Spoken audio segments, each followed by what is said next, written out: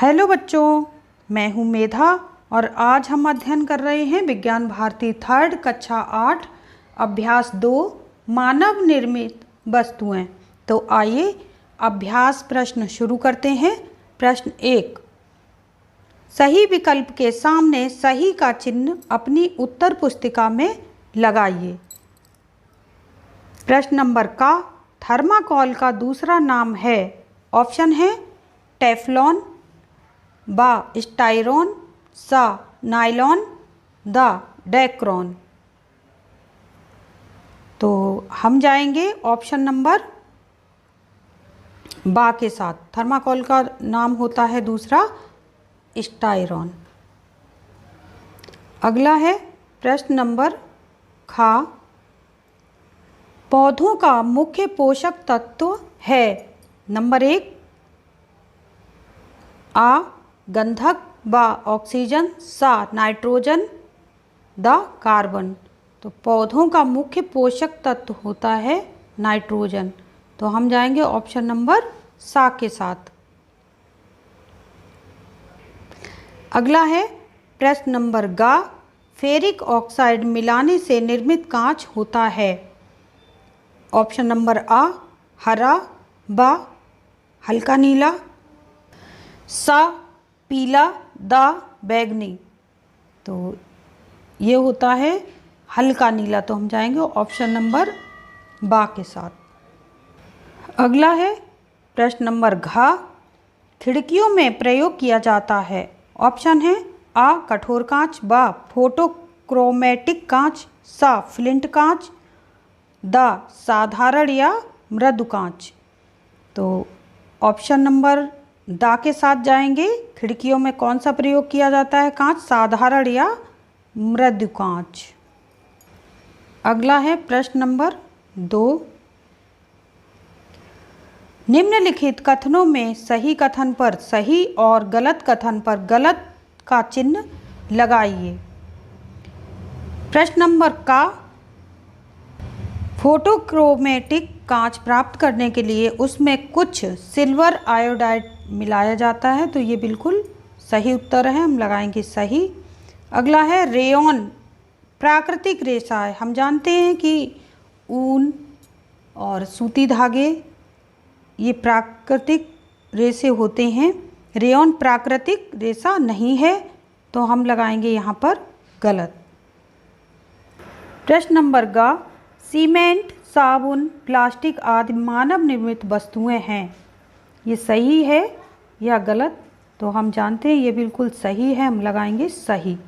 अगला है घा, एंटीबायोटिक दवाओं का उपयोग कीटाणुनाशक के रूप में किया जाता है। ये बिल्कुल गलत है। ये जीवाणुनाशक दवाइयाँ होती हैं, ना कि कीटाणुनाशक। अगला है प्रश्न नंबर 3, नीचे दिए गए शब्दों की सहायता से रिक्त स्थानों की पूर्ति अभ्यास पुस्तिका में कीजिए। प्रश्न नंबर 3 में कुछ शब्द दिए गए हैं। साबुन, प्राकृतिक, बर्तन, संश्लेषित, पराबैंगनी, जो कि हमें यहाँ रिक्त स्थानों में भरने हैं। तो आइए प्रश्न नंबर का देखते हैं। मेलामाइन का उपयोग प्लास्टिक के, यहाँ आएगा प्लास्टिक के बर्तन बनाने में किया जाता है। तो हम भरेंगे बर्तन। ये हम यहाँ से देखेंगे, ये बर्तन यहाँ पर भर देंगे। अगला है खा, सूत, रेशम, ऊन कैसे रेशे हैं? ये प्राकृतिक रेशे हैं। तो अगला है प्रश्न नंबर खा, सूत, रेशम, ऊन यह डैश रेशे हैं। तो यह कैसे रेशे हैं? सूत कपास से मिलता है, सूत और रेशम कीड़ों से, ऊन भेड़ और बकरियों से। तो ये प्राकृतिक रेशे हैं। तो हम यहाँ पर भरेंगे प्राकृतिक रेशे। ठीक है, इसको पूरा लिख लेते हैं, प्राकृतिक रेशे। ये यहाँ पर भरा नहीं हुआ है, भरने में नहीं आ रहा है, तो हमने अलग से लिख दिया। अब धूप के चश्मे सूर्य की पराबैंगनी किरणों से बचाते हैं। अगला है प्रश्न नंबर घ।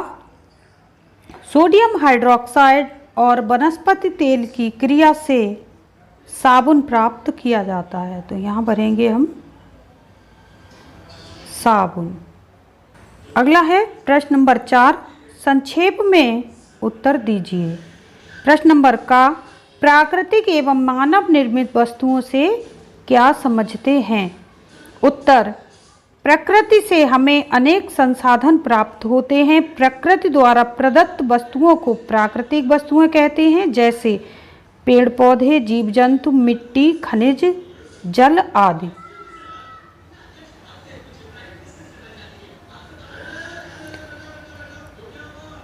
जो वस्तुएं मनुष्य द्वारा निर्मित हैं उन्हें मानव निर्मित वस्तुएं कहते हैं, जैसे मकान, गाड़ी, साइकिल, खिलौना, साबुन, कपड़ा आदि। अगला है प्रश्न नंबर ख। किन्हीं 4 प्रकार के कांच का नाम लिखिए।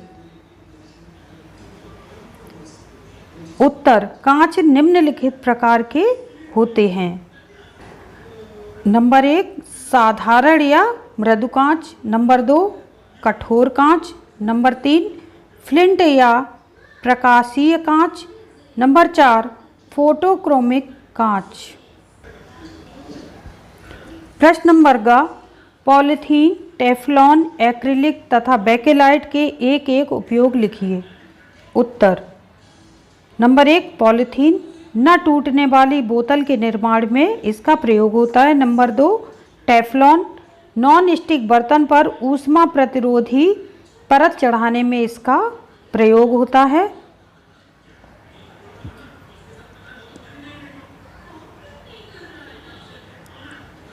अगला है एक्रिलिक, कार एवं ट्रकों की खिड़कियों में इसका प्रयोग होता है। नंबर 4 है बेकेलाइट, बिजली के प्लग एवं स्विच बनाने में इसका काम होता है, आता है ये। अगला प्रश्न है प्रश्न नंबर घ। साबुन और अपमार्जक में क्या अंतर है? उत्तर, रासायनिक रूप से साबुन उच्च बसीय अम्लों, सोडियम तथा पोटेशियम के लवण होते हैं। इसका प्रयोग नहाने में के साबुन के रूप में किया जाता है, जबकि अपमार्जक कठोर जल के साथ भी ढक देने वाला रासायनिक पदार्थ होता है। इसका प्रयोग कपड़ा धोने में किया जाता है। अगला है प्रश्न नंबर ड। मृत्तिका क्या है? उत्तर,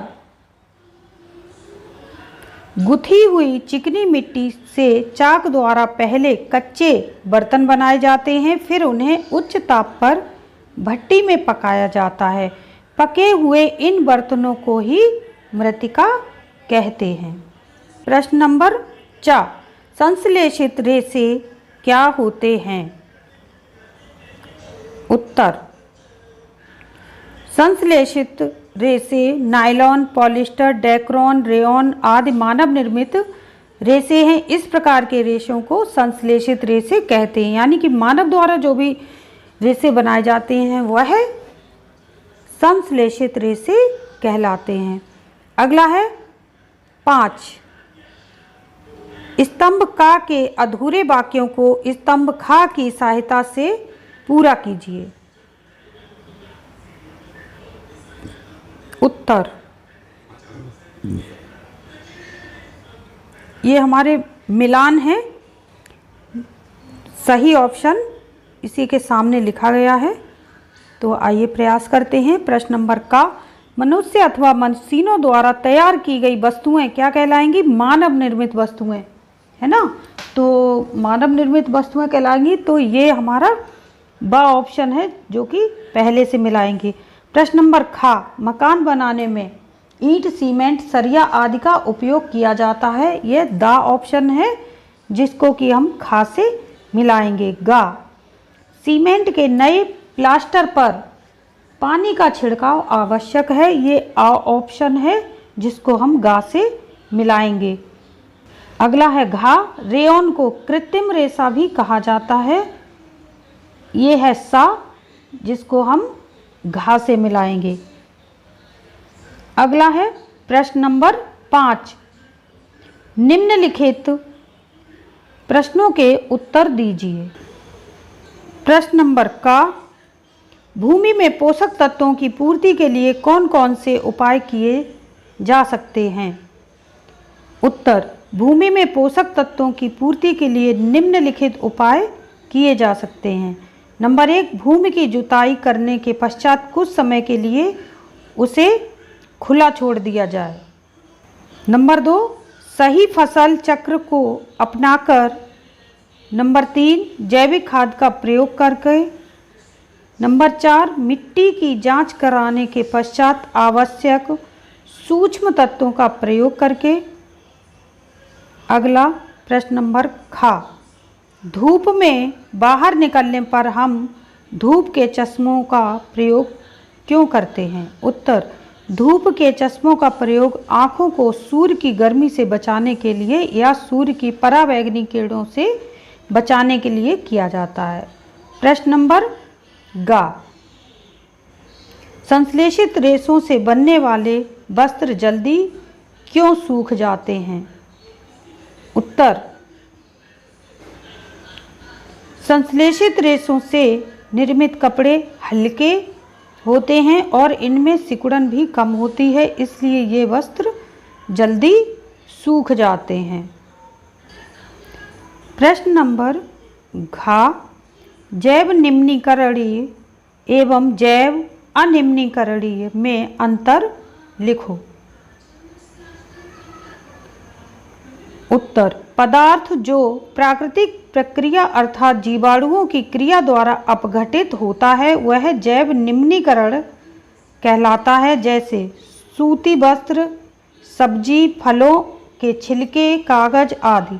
जबकि वह पदार्थ जो प्राकृतिक प्रक्रियाओं द्वारा सरलता से विघटित नहीं होता है जैव अनिम्नीकरण कहलाता है, जैसे प्लास्टिक की थैलियाँ, टिन आदि जो कि पड़े रहते हैं, ये गलते नहीं हैं न खत्म होने का नाम लेते हैं, तो ये है जैव अनिम्नीकरण।